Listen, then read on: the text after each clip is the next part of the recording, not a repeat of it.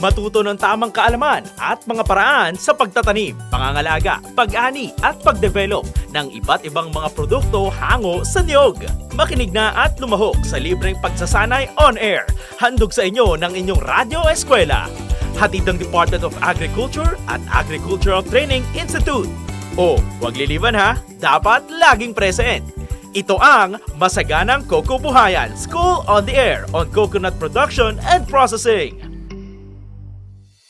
Magnyunyog ka ba? Gusto mo bang palaguin ang iyong negosyo? Sagot ka ng Masaganang Coco Buhayan School on the Air on Coconut Production and Processing. Matuto ng tamang kaalaman at mga paraan sa pagtatanim, pangangalaga, pag-ani at pagdevelop ng iba't ibang produktong hango sa niyog. Lumahok sa libreng pagsasanay on air. Handog sa inyo ng Radyo Eskwela. Hatid ng Department of Agriculture at Agricultural Training Institute. Makinig na sa Masaganang Coco Buhayan School on the Air on Coconut Production and Processing. O, huwag liliban ha, dapat laging present. Masagana, matatag at progresibong industriya. Ito ang inaasam para sa mga magsasaka ng niyog sa bansa. Sa ilalim ng Coconut Farmers and Industry Development Plan o CFIDP, kayang-kaya! Iba't ibang programa ang nakalaan para sa mga magniyog. Kasama na rito ang health and medical, scholarships, crop insurance, credit at marketing assistance. Mayroon ding training, access sa iba't ibang pasilidad at mga serbisyo para sa mga samahan at kooperatiba. Magtungo lang sa pinakamalapit na opisina ng Philippine Coconut Authority sa inyong lugar upang magpatala sa National Coconut Farmers Registry System o NCFRS. Sabay-sabay tayong umasenso sa pagniniyog. Maging masagana, matatag at progresibo kasama ang Department of Agriculture, Agricultural Training Institute, Philippine Coconut Authority at ang CFIDP. Kung ikaw ay magsasaka ng niyog, maraming paraan para maging masagana, matatag at progresibo ang iyong negosyo. Gumamit ng rehistradong hybrid coconut seedlings at mag-intercrop ng kape o kakao sa sakahan. Pwede ring magkaroon ng manukan, kambingan, bakahan o babuyan sa inyong niyugan. Alamin lang ang iba't ibang produktong pwedeng gawin gamit ang niyog. Lahat ng ito posible sa ilalim ng Coconut Farmers and Industry Development Plan o CFIDP. Magtungo lang sa pinakamalapit na opisina ng Philippine Coconut Authority sa inyong lugar upang magpatala sa National Coconut Farmers Registry System o NCFRS. Sabay-sabay tayong umasenso sa pagniniyog. Kasama ang Department of Agriculture, Agricultural Training Institute, Philippine Coconut Authority at ang CFIDP. Masaganang Coco Buhayan. Masaganang Coco Buhayan School on the Air on Coconut Production and Processing. Isang masagana at mapagpalang araw KTI. Welcome po sa ating panglabing isang episode ng ating School on the Air for Coconut. Masaganang Coco Buhayan, Radyo Eskwela sa pagnunugan. Umunay ti amin na kahit kablawan tayo manpay, dagiti so amin nga agdingdingeg iti dayti nga programa tayo, no? Iti School on the Air. Kastamat nga kablawan tayo, dagiti nasurok nga 500 farmer enrollees tayo, iti School on the Air, dita di Paarna, iti umuna nga distrito, iti probinsya iti Cagayan. Kang ronaan ditangay ili iti Bagao, Agataran, Apari, Lalo, Bugay, Santa Teresita, Camalanyugan, Gonzaga, ken Santa Ana, Cagayan. Inanamay kadan kayo iti nasaya at karadkad ang danunen da iti programa tayo. Siyak iti anak ken kapsatyo iti tangatang JR Soriano Batad, iti Agricultural Training Institute Regional Training Center 2, Malasin, San Mateo, Isabela, Canalis, Capacity Builder, ken Knowledge Bank iti Department of Agriculture. Sakbay ti amin kayat comment nga mga muwan no Tagano dagiti listeners tayo na dagiti agbubuya ken nagdengdeng iti nga programa tayo. Iso nga i-comment nyo man po no Tagano kayo tapno sa jacket ammo tayo man na dagiti nagapuan dagiti listeners tayo. Dagiti agdingdingeg iti radyo ket mabalin kayo nga ag-text ken ore pay mat dagiti agbubuya ken nakatutok apo iti School on the Air tayo kadagiti Facebook Live. Kat mabalin ka di nga i-chat yo, i-comment yo no tagaan no kayo. Ang SOA for Coconut na ito ay nihatid sa inyo ng Agricultural Training Institute Original Training Center 2, Capacity Builder, Knowledge Bank at Catalyst sa ilalim ng Department of Agriculture. Kasama din po natin ang Department of Agriculture Regional Field Office number 2 at ang Philippine Coconut Authority kasama ang Provincial at Municipal Local Government Unit ng Probinsya ng Cagayan. Welcome po sa panglabing isang episode ng ating School on the Air on Coconut, Masaganang Kokobuhayan, Radyo Eskwela sa Pangnunugan. Sa Koko Tanong noong nakarang episode, anong mga pananim ang maaaring i-intercrop o itanim kasama ang niyog? Anong mga pananim ang maaaring i-intercrop o itanim kasama ang niyog? Ang mapalad na nabunot sa mga texters na sumagot ng kape at kakao ay mula dyan sa Barangay Pataw, Bugay, Cagayan. Inuulit ko po, mula dyan sa Barangay Pataw, Bugay, Cagayan. Congratulations po sa ating lucky winner na si Ma'am Mary Jane Aumerga ng Barangay Pataw, Bugay, Cagayan. Ma'am Mary Jane Aumerga ng Barangay Pataw, Bugay, Cagayan. Magandang araw, ma'am. At congratulations po sa inyo. Para sa ating Koko Tanong ngayong episode, magbigay ng dalawang uri ng hayop na pwedeng alagaan o maaaring i-integrate sa pagtatanim ng niyog. Magbigay ng dalawang uri ng hayop na pwedeng alagaan o i-integrate sa pagtatanim ng niyog. Ang kasagutan sa pagtalakay ng ating resource person ngayong episode na ito. Inaanyayahan din po natin ang lahat na makilahok at makibahagi sa ating talakayan ngayong umaga. Kung mayroon kayong karagdagang katanungan at suggestion o maging pagkaklaro sa ating usapin ngayong episode na ito. Ipadala lamang po ang inyong mga katanungan sa ating 0949-889-6315 o di naman kaya po ay pwede din po kayong mag-comment sa ating Facebook Live, sa ating comment sections at sa ating messenger. Inuulit ko po, pakantabayanan ang kasagutan sa ating Koko Tanong ngayong episode na ito sa pagtalakay ng ating resource speaker. Last episode nga po ay nakasama po natin si Sir Valeriano T. Corrales, ang research specialist 2 ng Nueva Vizcaya Experiment Station, tungkol naman po sa kanyang pagpapaliwanag tungkol sa coffee coconut integration, kung saan ay kanyang tinalakay kung paano ang maganda at mabisang pamamaraan natin ng pagtatanim ng coffee, kape at saka kakao sa ating mga nyugan. Ngayong umaga naman po ay makakasama po natin si Sir Edson V. Hernandez ng Philippine Coconut Authority para sa usapin ng farm animals integration. Kaya naman, tayo'y maghanda at ating pakinggan si Sir Edson V. Hernandez ng Philippine Coconut Authority. Magandang araw po sa ating lahat, lalong-lalo na po sa ating mga taga-subaybay at tagapakinig nating mga coconut farmers. Ako po si Edson Hernandez, Agriculturist 1 po ng PCA Cagayan. At ang tatalakayin po natin ngayon ay ang coconut-based farming system, ang livestock integration. Sa livestock integration, importante po na matukoy po natin kung ano po ang uri ng hayop po na ating pong alagaan sa ating pong coconut farm areas para po makapagbibigay rin po sa atin ng additional income.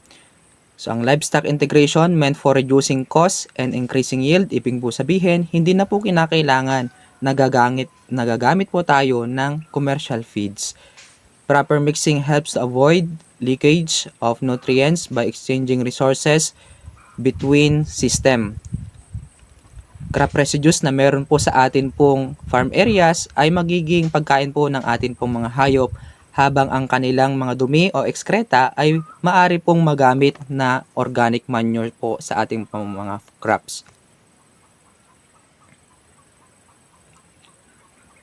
Potential for livestock farming in monoculture, coconut palms utilizes only 25% of the space. Ang oil palm po ay 60 to 65% of the area remains vacant in mature oil palm. It gives ample possibilities for systemic integration of livestock to increase farm productivity. Benefits of livestock integration. Una po dyan, na-optimize po natin yung productivity po ng ating pong lupa. Efficient system of nutrient cycling. Nababawasan din po yung cost of production natin. Nami-minimize yung risk during crop failure and low price kasi po meron na po tayong alternatibo na pagkakakitaan kapag nag-integrate po tayo ng ating pong mga hayop.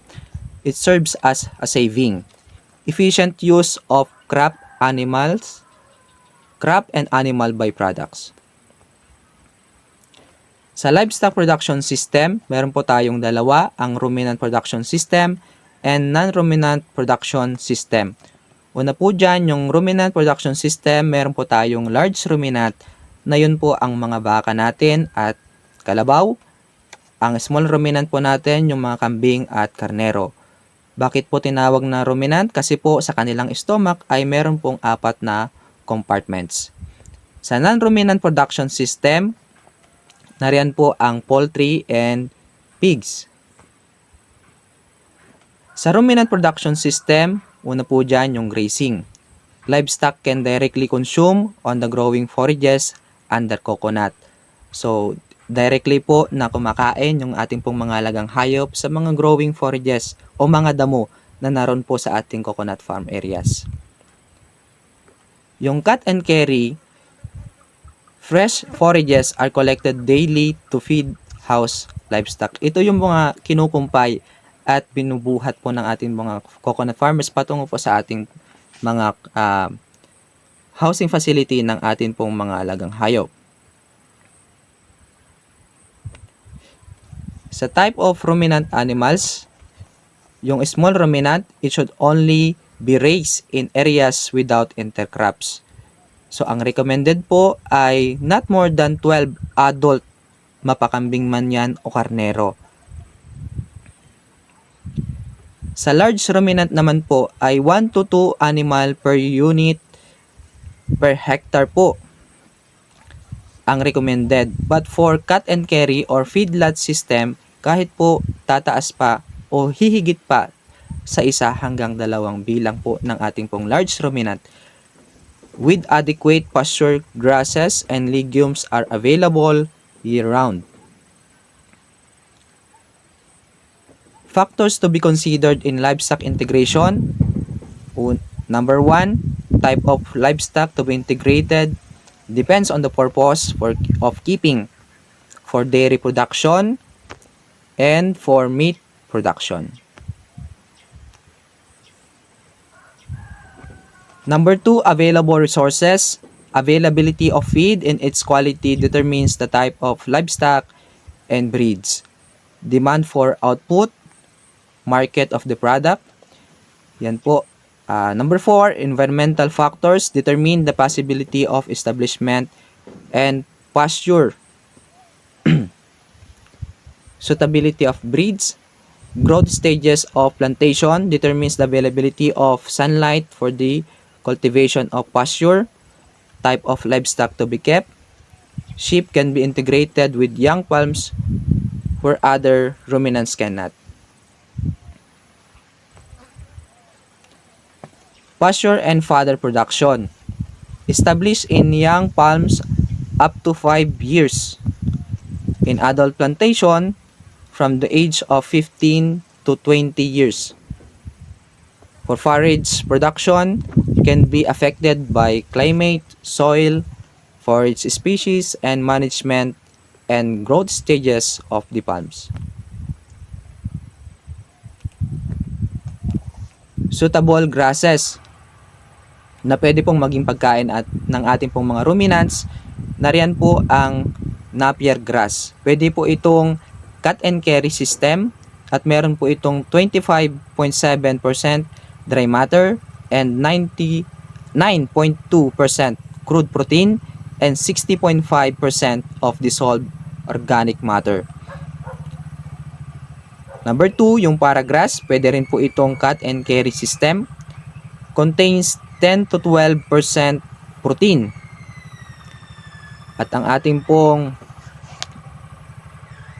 Sitaria spacillata, pwede rin po itong cut and care system, highly palatable of all livestock, classes of livestock, containing 9.1%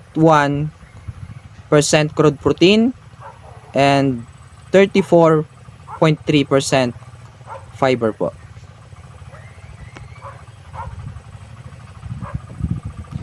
Suitable legume crops. It provides protein, vitamins, and minerals for livestock raising. Nariyan po ang Flamingia macrophylla o yung tinatawag natin na malabalatong. Meron po itong 22.7% crude protein and 8% tannin.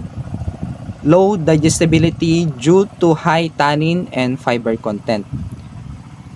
Pangalawa, yung Desmodium rensoni o yung rensoni in common name, meron po itong 23% crude protein and good protein supplement for ruminants.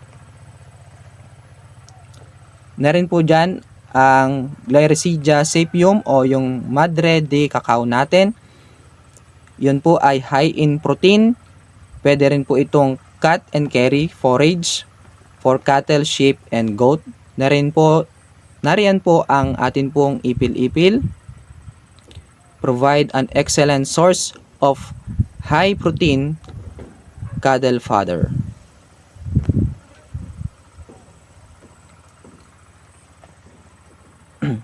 Ang Calopogonium naman natin o ang wild groundnuts ay pwede rin po itong graze or cut and fed fresh. Pero meron po itong low nutritive value.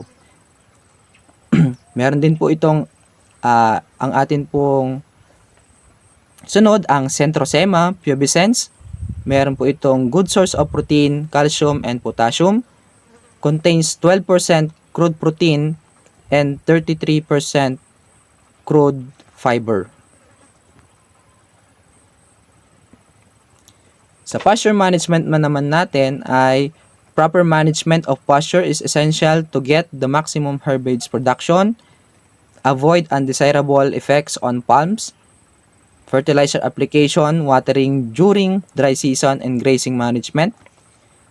So sa fertilizer application for pasture ay pwede po tayo maglagay ng 12.5 kg ng urea, 12.5 kg ng superphosphate, and 12.5 din na muriate of potash once in 3 months. Gayun din po ang sa fodder. 18.75 kg of urea, 18.75 kg of superphosphate, and 18.75 of muriate of potash once in 3 months din po yan. Sa atin pong grazing management, proper grazing management is essential to avoid competition with palms, to avoid overgrazing, to ensure maximum herbage production. Sa atin pong rotational grazing, sa grazing area is divided into several paddocks and allow the livestock to graze. Yung paddocks po natin ay pwede po tayong maglagay ng fence like yung madre de cacao para po rin po magagamit as pagkain po ng atin pong alagang hayop. In small holding, cut and carry system is advisable. So nariyan po ang well-maintained grazing system and unmaintained grazing system. Dry season fed and feeding system. Quantity and quality of forage available for animal decline. Surplus of forage during wet season can be used to overcome the feed shortage in dry season. So yung mga alam naman natin kapag during wet season, mas mabilis ang pagtubo ng ating mga forages. Kaya kapag nag-surplus po tayo ng forage, ay maaaring po natin siyang gamitin into kapag nag-shortage tayo during dry season.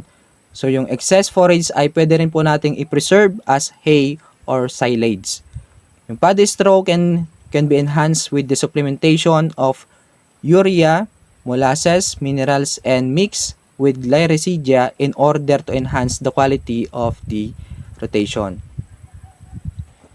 So limitation of animal integration. Nariyan po ang una, sociocultural factors. Nariyan po ang religious barriers, personal belief. Pangalawa, yung overgrazing and soil compaction. Large ruminant can cause damage to soil structure if they are grazed on heavy soil under wet condition and if high stocking rates are maintained. Pangatlo, dominance of some weed species. Pang-apat, loss of plant biodiversity. Some plant species will be removed to give way for the growth of needed plant species. Panglima, yung crop damage.